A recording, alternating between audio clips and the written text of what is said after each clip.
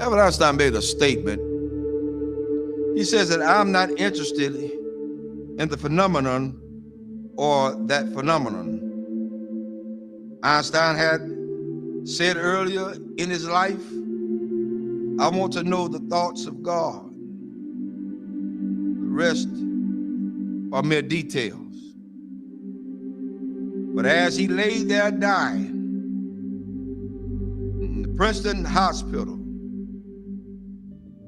he must have understood that these were secrets that God was clearly keen to hang on to. You know what the secret is? Love. Love. Love.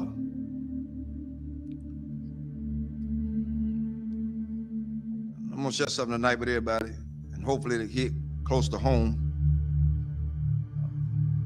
To understand the mind of God is to understand the power of love. God is love. 1 John 4:8 says that God is love. Without love, there would be no forgiveness. Without love, there would be no structure. Without love, there would be no mercy. Without love, there would be no kindness. Without love, everything else would go completely out the window. I learned this week. Took some people to let me know that I was still hurting. And I'm gonna let everybody know tonight. This is my reality. Not to slight anybody.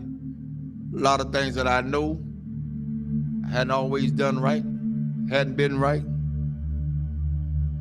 But I had an incident this week to wake me up real good. At certain points, we can give our children what we didn't have so much until we forget about teaching them structure. This week, I learned at some point you won't be respected. And that's for everybody. You're not going to be respected because they feel the way they feel. They're emotionalized. They're emotional creatures. Therefore, they don't know. But I did the one thing I thought that I would never do. Turn and walk.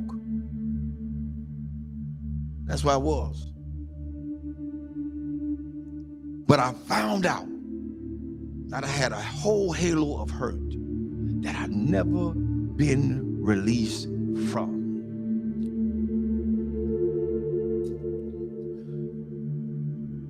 My respect factor has never really been known because I never got it. Never got it. People say they respect you. Say they love you. Where is it? One of the things we got to realize is what we train our children to do, they're going to do it to the fullest extent. If you let them be into your business as adults, then they're going to have all rights and privileges to say what they want to say, not knowing the outcome of what could be. But I learned something. Even though I went through all that hurt and I'm still hurting, that's all right. I don't mind it. I'm going to go through this thing. I'm going to go through it. Because at this point, I don't owe nobody nothing. I owe God himself. For me, I did what I needed to do and walked away. I did what I had to do and walk away. And it ain't easy.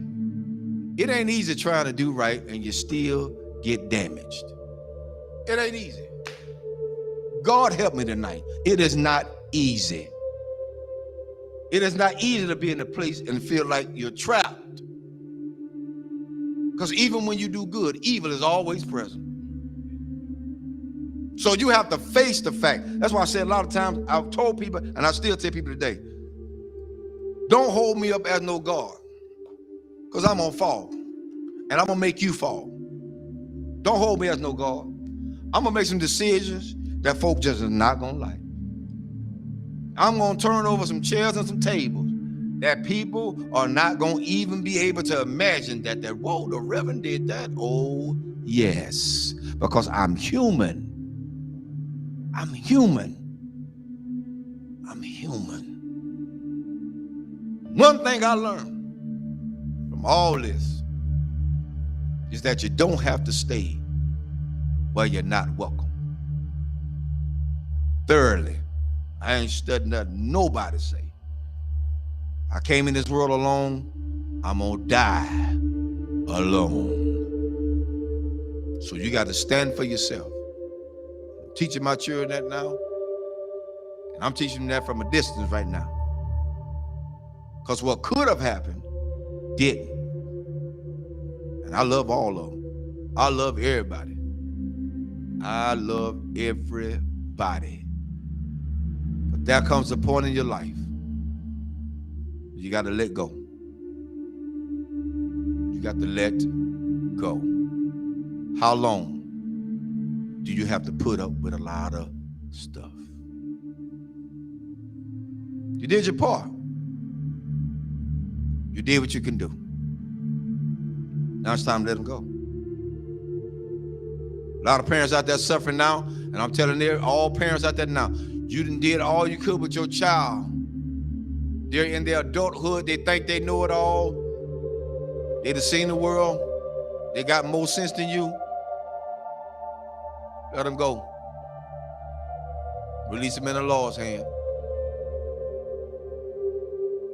If you get in the way, you get in the way of God's hand. Get out the way. Because whatever God got for them, that's what he's going to get. Well, that's how it is. Children shouldn't be involved in the parents' business. Amen. I'll say it again. Children should not be involved in their parents' business. Whatever go on between those two, that's their problem. Not the children. But the children are affected by it. But guess what? It's up to those parents to sit the children down and talk to them together, not apart. Together. Together. You want to stop a whole lot of confusion? Talk about it together. You don't want to break down the communication? Talk about it together. At this point for me going forward, that's what we're going to do. And if they can't do that,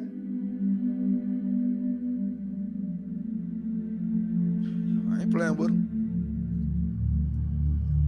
There's a lot you can do. And God help me. I'm strong as an ox. But the Lord is a protector and a shield from everything. And Lord help me, I got the scars to prove it. Cried many a days. But I ain't got to cry no more. My mind's made up.